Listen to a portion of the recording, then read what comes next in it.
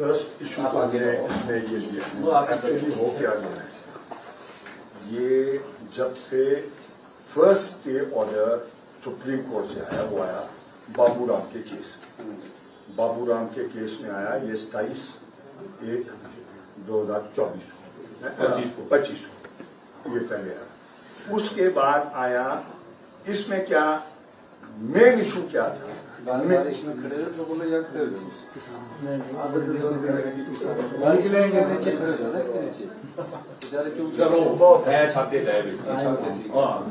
उसमें main issue क्या था कि सुप्रीम कोर्ट ने ये होल्ड किया कि जो डीएफओ ने बेदखली की उन्होंने कोई भी प्रक्रिया जो होनी चाहिए बेदखली की वो फॉलो नहीं।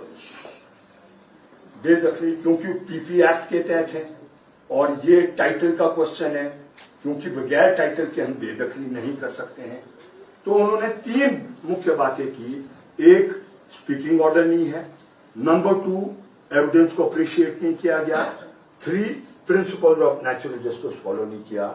उन्होंने ये ऑर्डर दिया और कहा कि भाई इस प्रक्रिया को ये रोक दो। ताले लगे थे वो खोल दिए और कहा कि भाई अब इस प्रक्रिया को आप फॉलो करो। अनफॉर्चुनेटली हम कोर्ट में और कोर्ट ने इसको एक्सेप्ट नहीं किया। उन्होंने कहा this is only related to जो सुप्रीम कोर्ट में ये। हमने कहा कि जितनी भी डीएफओ ने बेदखली की है सेम प्रोसीजर वो किया है। अभी ये बुशहर में गया था मैं, धोबी गांव था, कौन धोबी गांव में, वो राजाओं की जमीन थी, वो मुजारे हैं। वहां पर 18 में उनके सेब ऑप्शन हो गए। डीएफओ से पूछा कि बेदखली का ऑर्डर दो, बेदखली का ऑर्डर ही नहीं एग्जिस्ट करता। एक जनरल ऑर्डर जो राजीव शर्मा जब जस्टिस थे उन्होंने कहा कि बेदखल किया जाए, तो बेदखल होने के लिए तो वो प्रक्रिया नीचे से फॉलो होनी चाहिए थी। Collector, divisional commissioner and then high court. अव्वल तो होना चाहिए था, क्योंकि टाइटल का क्वेश्चन है, ये होना चाहिए था लैंड रेवेन्यू एक्ट में। ये should have been by the first क्या कहते हैं तहसीलदार, फिर वो हायर अपील में तहसीलदार की अपील जाएगी आपको, क्योंकि सिविल कोर्ट है तो वो जाएगी आपके डिस्ट्रिक्ट कोर्ट और फिर हाई कोर्ट। तो ये नहीं हुआ। Thereafter again Supreme Court में लोग जाते रहे। इन बिटवीन सुप्रीम कोर्ट ने कहा कि दी order pass by the high court is upheld. उन्होंने कहा कि हाई कोर्ट ने ठीक ऑर्डर दिया। फिर एक बैच और गया 40 का, वो है Neeta Ram versus state of Himachal Pradesh. उसने ये पॉइंट आउट किया कि आपने ही ऑलरेडी कहा है कि भाई ये बेदखली गलत हुई है और इसलिए उन्हें कहा कॉन्फ्लिक्टिंग ऑर्डर हो गए और इसलिए अब बड़ा बेंच कॉन्स्टिट्यूट किया जाएगा, सीजीआई को एक भेजा जाएगा और तब तक स्टेटस को मेंटेन किया जाएगा। लेकिन ना हम हाई कोर्ट में इसको प्लीड कर सके और ना क्या कहते हैं हाई कोर्ट ने उसको कहा this is not applicable on us, हम तो जो करेंगे वो करते रहेंगे। अब हमारा बेसिक क्वेश्चन क्या है? हमारा बेसिक क्वेश्चन ये है कि ये जो बेदखली जो हो रही है 90% वाली बेदखली, 90% ऑफ दी बेदखली ये जो डीएफओ ने की है, दी procedure lay down under law follow नहीं किया गया है। इसकी प्ली हमें हाई कोर्ट में लेनी है कि आपके नॉलेज में भी है कि ये इस तरीके से बेदखली हो रही है और इसलिए आप रिजेक्ट कर दो हमारा केस। हम सरकार नहीं जाती, हम जाएंगे सुप्रीम कोर्ट को उस चीज को रोकने के लिए कि और मैं एक बात कर रहा हूं, मैं मेन चेंज को लिमिटेशन हो जाती है ना। तो 2 केस ये है। अब आया तीसरा, ये जो टिकेंद्र पवन वाला जो पिछले कल जो जिसमें आप खड़े हुए और आपने भी सिमिलर पोजीशन ली है जो क्या कहते हैं टिकेंद्र पवन की थी। अब जब वो ऑर्डर आया तो कुछ डीएफओ को हमने इंटरमेट किया कि दी ऑर्डर इज कम, उन्होंने स्विच ऑफ कर दिया, पेड़ काटते रहे, कुल्लू में पेड़ काटे, हाँ पिछले पेड़ काटे है ना, और गुरसोग में काटे है ना, गुरसोग में काटे हैं और कहाँ काटे हैं, ये क्या कहते हैं यहाँ तैयारियां हो रही है, ये जो आपके चौपाल में ये पूरी वो तैयारियां हो रही है। नहीं हाँ। तो मेरी कल जैसी इंफॉर्मेशन आई हाँ। तो मैं क्योंकि कल कैबिनेट थी मैं घर गया था, तो मैंने कल 5 बजे अपने पीसी सेफ को बोला कि सबको इंस्ट्रक्शन दो कि कोई पेड़ नहीं कटेगा। तो मेरे ख्याल अगर उसने काटे हैं और इसने हमारे 5 बजे तक मैं पूछ सकता हूँ, क्योंकि इसकी कॉपी नहीं आ रही थी तो मैं आगे पूछ रहा था। तो ये जो अधिकारी होते हैं ना, डब्बों जैसे आदमी होते हैं, तो मैंने उनको 5 बजे तक बोला कि कहीं भी पेड़ कटेंगे तो सिंघा साहब आपने मेरे को डायरेक्ट फोन कर देना। एक गंजू जी, ये पता करना कि कुसुम में डीएफओ ने इंफॉर्मेशन के बाद क्यों पेड़ काटे और कहाँ कट रहे हैं, कहाँ अच्छा, एक इशू है, आपके पास अगर ऐसी इंफॉर्मेशन आए तो आपने मेरे से डायरेक्ट फोन कर लेना। एक इशू है हमारा, ये जो हमने इसमें ये स्टेट किया है कि अब जब ये सुप्रीम कोर्ट ने कह दिया है तो इसको क्या कहते हैं, ये नीचे डायरेक्शन दी जाए और यानी, क्योंकि एडमिनिस्ट्रेटिवली अगर हम नीचे डिप्टी कमिश्नर, एसडीएम, डीएफओस और ये क्या कहते हैं नहीं देंगे तो वो पैरेलल ऑर्डर्स चलते रहते हैं। हाई कोर्ट एक ऑर्डर, अभी कैबिनेट चल रहा है और चीफ सेक्रेटरी और सारे सेक्रेटरी वहाँ बैठे हैं, फाइनेंस सेक्रेटरी भी बैठा हुआ है, तो मेरे को अभी इंस्ट्रक्शन दे। हाँ, they must pass that based upon these orders जो आज हुए हैं, इसको क्या कहते हैं वो स्टॉप किया। लेकिन वो जो पहला वाला इशू जो हम कह रहे हैं ना जी, वो उसमें बचाने का तरीका बताओ आप, तो इसमें बहुत नहीं, बचाने का तरीका तो नहीं, बचाने का नहीं, बचाने का तरीका तो बहुत क्लियर है ना जी। 163A अभी कानून है ना, वो कानून है, उसके तहत लोगों ने अप्लाई किया, उसी के तहत वो क्या कहते हैं हाई कोर्ट में चले गए। उन्होंने हाई कोर्ट के वो गलत है सही है, लेकिन वो गारंटी हाई कोर्ट, ये जस्टिस जो सूर्यकांत है उन्होंने भी ऑर्डर किया है ना कि ये गारंटी के टाइम में किया जब वो मुख्यमंत्री थे कि 3 मार्च तक आप ले आओ कि भी आप क्या करना चाहते हैं। उनको क्या करना था, उनको ये कहना चाहिए था कि हम दिल्ली को भेज रहे उसको, सो दैट ये अमेंडमेंट इनकी एफसीए में लाया जाए, है ना। और जब तक एफसीए का अमेंडमेंट नहीं आती है, वो कोर्ट बार बार पूछ रहा है व्यू है मेरी पॉलिसी, आपने कुछ स्टेप्स उठाए हैं, है ना। नेगी जी ने प्रस्ताव लाया वहां पर तपोवन में, यही बात कही है कि त्रासदी में क्या क्या क्या कहते हैं जो नुकसान हो जाता है, जो छोटा है, मार्जिनल है, उसको जमीन देने के लिए ये हो ना हो जाए अलग बात है, वो उनकी जिम्मेवारी है वो, लेकिन वो प्रक्रिया तो शुरू हो जाती है। छोटे भी टेल बी कोर्ट ये ऑलरेडी प्रोसेस में है, ये ऑलरेडी प्रोसेस में है, तो आप जब तक ये प्रोसेस में चला है आप please put it in abeyance, है ना, nothing is going to happen. ये दुनिया रहने वाली है, अगर नहीं होता है ये अमेंड तो आप क्या कहते हैं उसको वो कर लो। उन्होंने खुद अपनी अमेंडमेंट लाई है 2024 में, इन विच वो कहते हैं 25 दिसंबर 1980 और 12 दिसंबर 1996 के बीच का जो पीरियड है, जो अलॉटेड लैंड्स है, उसको हम क्या कहते हैं वो फॉरेस्ट की परिभाषा से उसको बाहर ले आएंगे। तो जो जितने हमारे ऐसे केस है जो नॉर्थ रोड वाले सेटल नहीं हो पा रहे हैं, जो दूसरे हैं जहां पर ये शामलात भूमि पर क्या कहते हैं वो अलॉटमेंट प्राणी वो की गई थी, वो उनको हम उस तरीके से सेटल कर देंगे। फिर लास्टली जो वो क्या कहते हैं जो सेटल हो सकता है वो हो सकता है जो FRA की प्रक्रिया जो चलाई है। लेकिन उसमें क्या प्रॉब्लम आ रही है, उसमें प्रॉब्लम ये आ रही है जो नीचे पंचायत के स्तर पर है, हम DSDM जो है वो कहते हैं कि जी ये तो क्या कहते हैं हो ही नहीं सकता है, और क्या कहते हैं उस प्रक्रिया में वो अड़चन को डाल है। एक एप्रीहेंशन उसमें जरूर लोगों की भी है कि 2000 के अंदर जब हमने अप्लाई किया तो कोर्ट का ऑर्डर था कि आप रेगुलराइजेशन और इंक्रोच गवर्नमेंट लैंड कंटिन्यू रहे, लेकिन पट्टा नहीं दिया जाए जब तक फाइनल ऑर्डर नहीं आएगा। तो वो उसके तहत हमने अप्लाई किया और हमारी बेदखली हो रही है। तो वो अप्रीहेंशन है जिसे उस प्रक्रिया को तीव्रता नीचे लाई नहीं जा रही है, एक बड़ा अप्रीहेंशन लोगों का है। तो ये है जो होगा।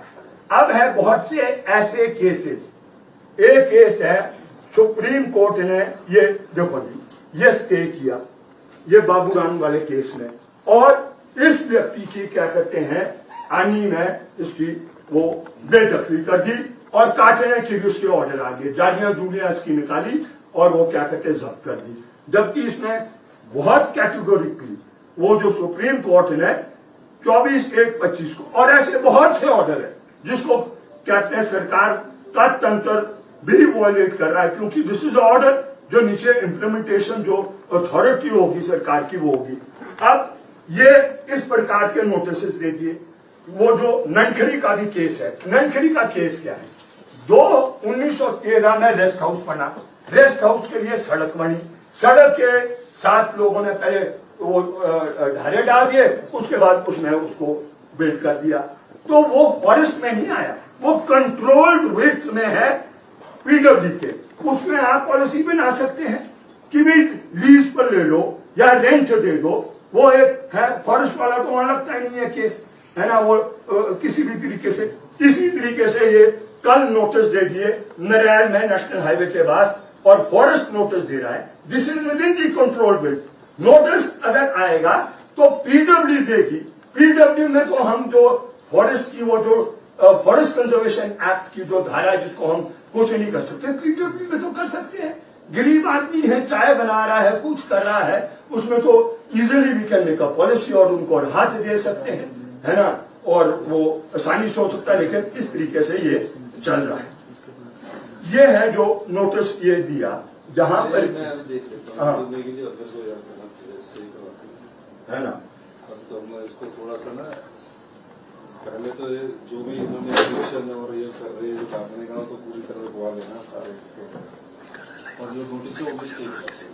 इसमें ऐसा है, आपने जो रेलेवेंट पॉइंट उठाया, 8 जनवरी 2025 को एक हाईकोर्ट का ऑर्डर आया जिसमें उन्होंने कहा कि सारी जो जमीन है उन्होंने पूरा वो टाइमलाइन दे दिया, 31 मार्च तक ये करना है, ये 30 जून तक ये करना है और 31 जुलाई तक सारा करना है, जिसको काफी सारे ऑफिसर चाहे डीएफओज हैं चाहे एसडीएम है वो उसको लागू कर रहे हैं। उसी आड़ में जो है वो जो सरकार के एफआरए को दिए उसको स्टे कराना जरूरी है। उसमें मैं समझता हूँ जो हमारी एक समझ बनी है, जो ये आपने संकल्प पारित किया है, इसमें जो नियम 102 के थे, डेफिनेटली वो एफसीए जो 1980 है वो आपको जमीन देने का अधिकार है, ये आपने भेज दिया है शायद मेरे ख्याल से सेंट्रल गवर्नमेंट।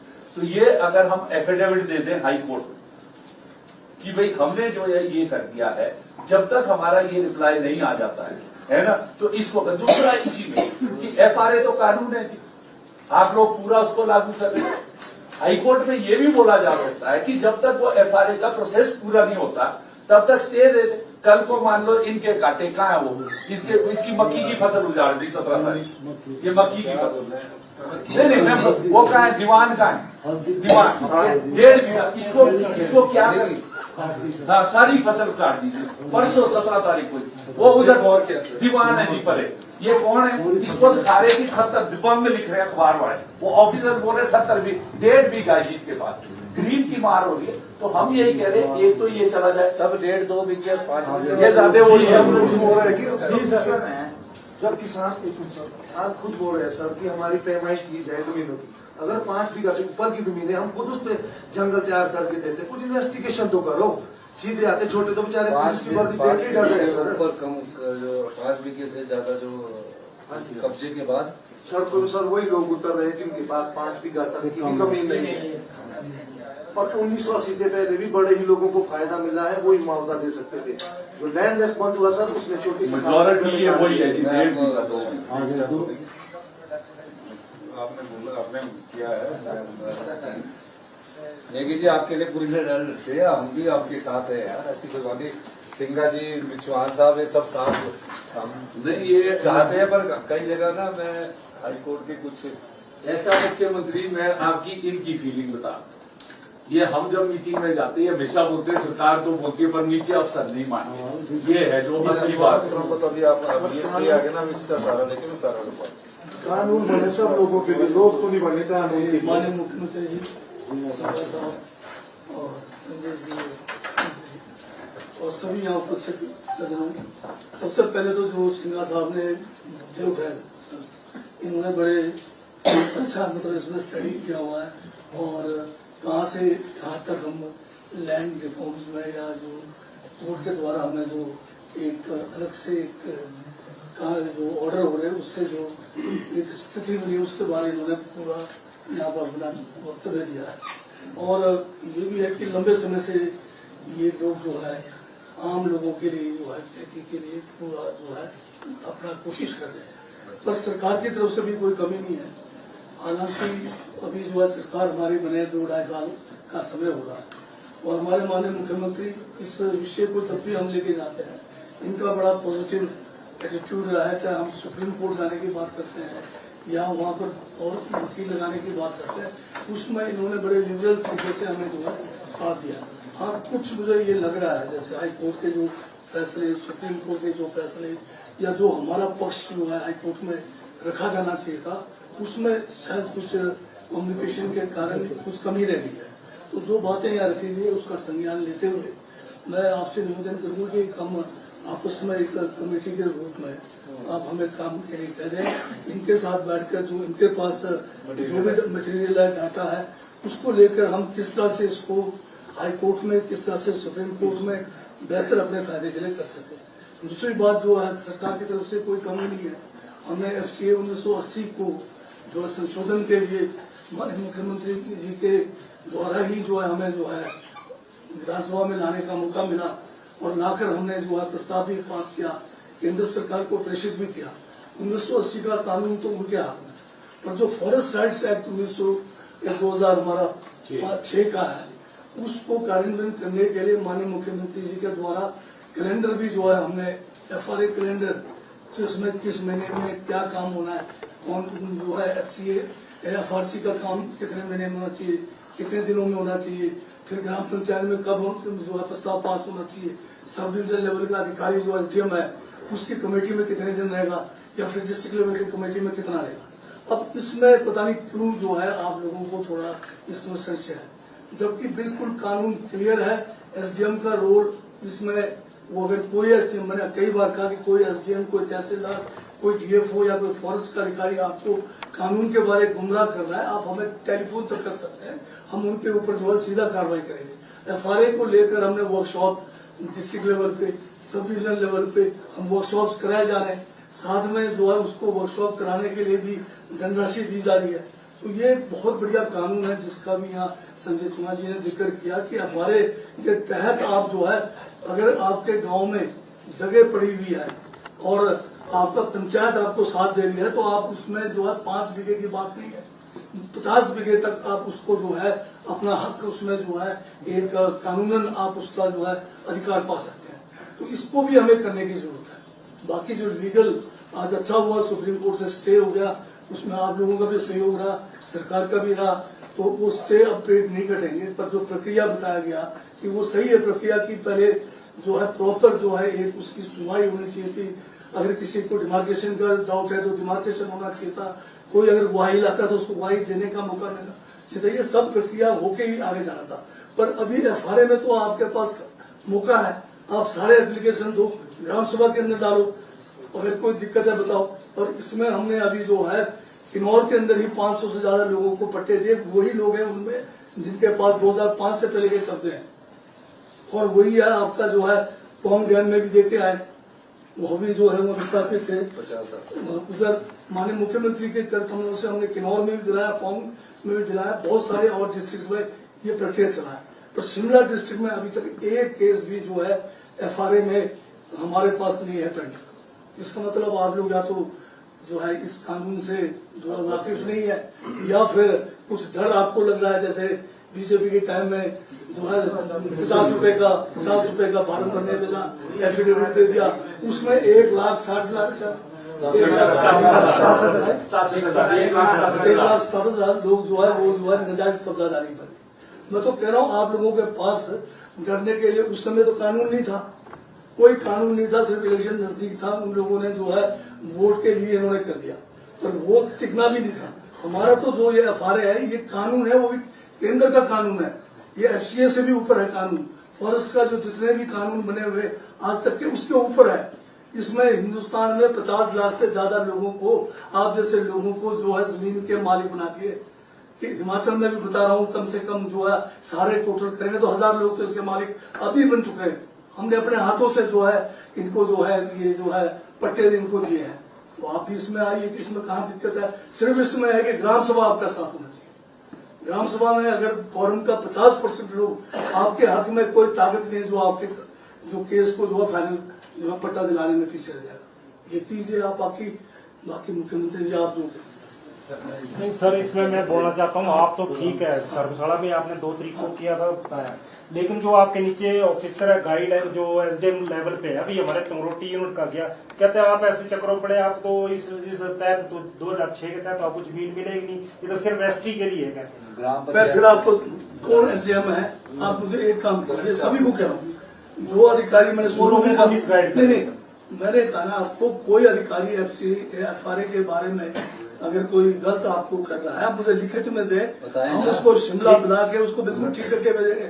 और अगर इस कानून में तो ये भी है, अगर कोई अधिकारी गलत करता है या उसमें सहयोग नहीं करता है 1000 रुपये फाइन करने का, पटवारी के पीछे भी जाने का नहीं है। इसमें पटवारी एफआरसी कमेटी के द्वारा बुलाया जाएगा, मौके पे ततीमा पर्चा वो बनाएगा, आपको तो पर्चा ततीमा भी बनाने की जरूरत नहीं है। जो आपका दावा है, जो दावा है बहुत से लोगों ने दावा किया वो उस कमेटी के पास एज इट इज, वो आगे नहीं, वो बोले हमें पता ही नहीं कि क्या करना है। उसीलिए एक ये दिखता है, एक मैं डीएलसी का मेंबर हूँ कुल्लू का, वहाँ वो मामला जो है अभी तक पड़ा हुआ है। पहली बार तो ये बोला गया कि ये तो होगा ही नहीं, किसी ने हाँ, फिर उसको दोबारा भेजा जब आपने वर्कशॉप की, उसके बाद जो वापसी नहीं आया एसडीएल को रिटर्न करके। अभी हफ्ता पहले मैंने दोबारा डिप्टी कमिश्नर से बात की है, आज भी मैंने सारे डिप्टी कमिश्नर्स को डीओ लेटर भेज रहा हूँ कि अगर वो जो है इस कानून को मतलब इसको करने में लेट करते हैं या नहीं कर रहे हैं तो उनके ऊपर जो है हम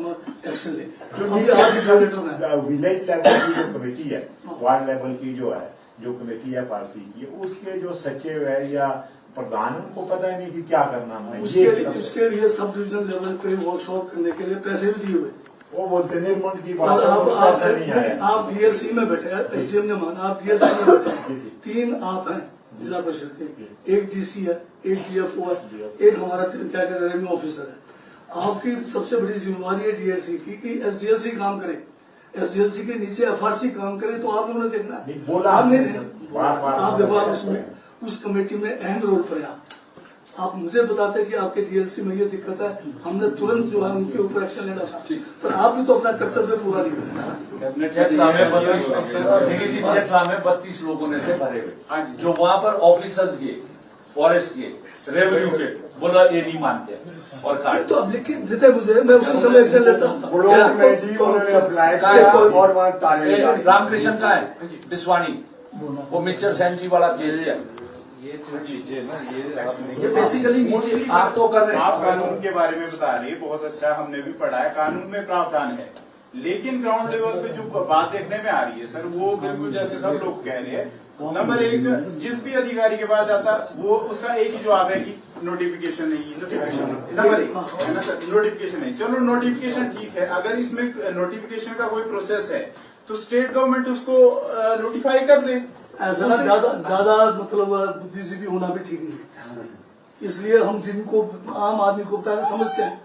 आपका जहाँ किसी अधिकारी के पास इस एक्ट में जाने की जरूरत ही नहीं है, आपका ग्राम पंचायत से सबसे पहले एफआरसी का गठन होना है, हो चुका है एफआरसी, एक प्रेसिडेंट, एक सेक्रेटरी और 15 तक मेंबर्स हो सकते हैं, एक तिहाई महिला होना है।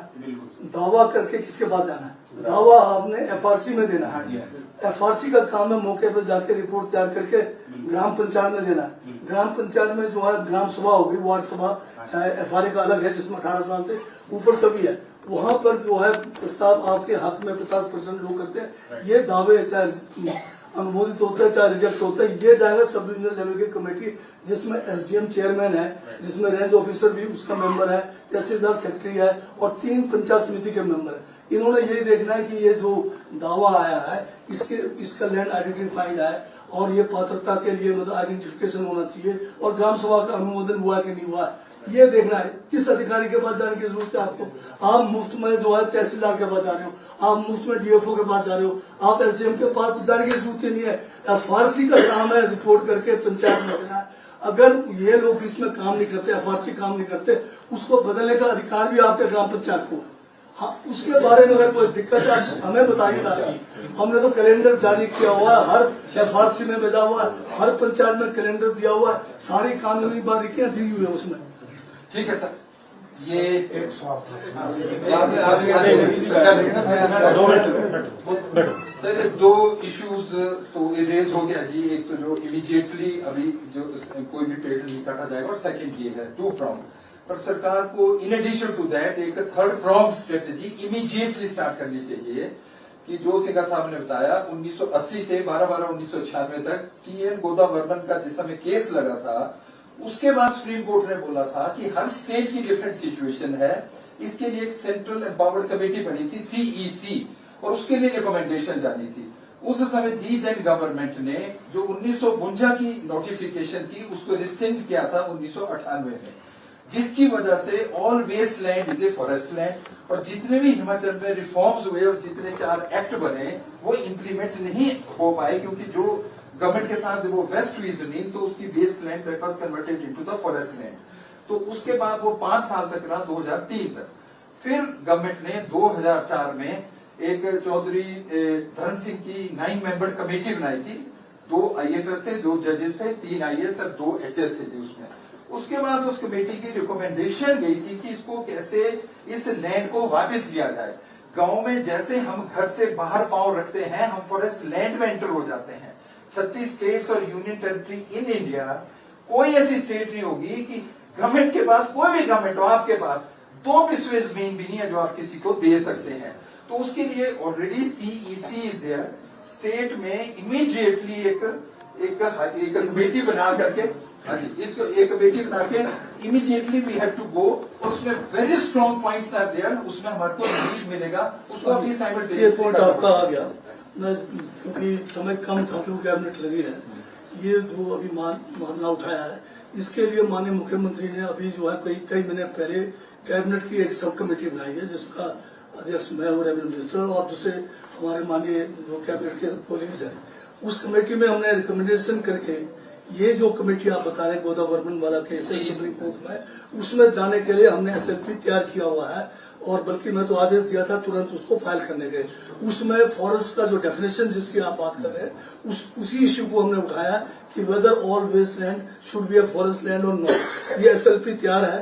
वैसे हफ्ता पहले मैंने जो है इसको फाइल करने के निर्देश दिए थे, आज उसका फाइनल किया। अगर एसोसिएशन थोड़ा बाहर से भी थोड़ा ओपन कर लेंगे, उसमें हमें कोई दिक्कत नहीं है। हाँ जी, उसमें भी आप उसमें कुछ भी डालना है, एक्सपर्ट्स भी हैं।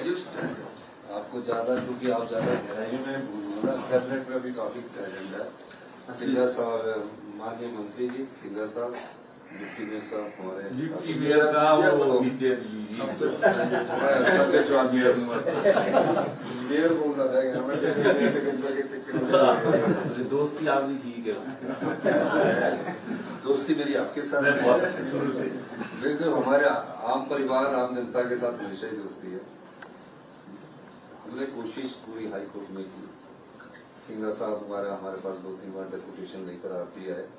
जगत सिंह नेगी जी की अध्यक्षता में हमने कमेटी बनाई, और मैं बंद रखना हाई कोर्ट बंद रखना है। हाई कोर्ट में मैं चर्चा नहीं करना चाहता, क्योंकि कोई किसी के साथ लगा हो, कोई किसी के साथ लगा हुआ, अपने वाले केस में हमने पूरी कोशिश की।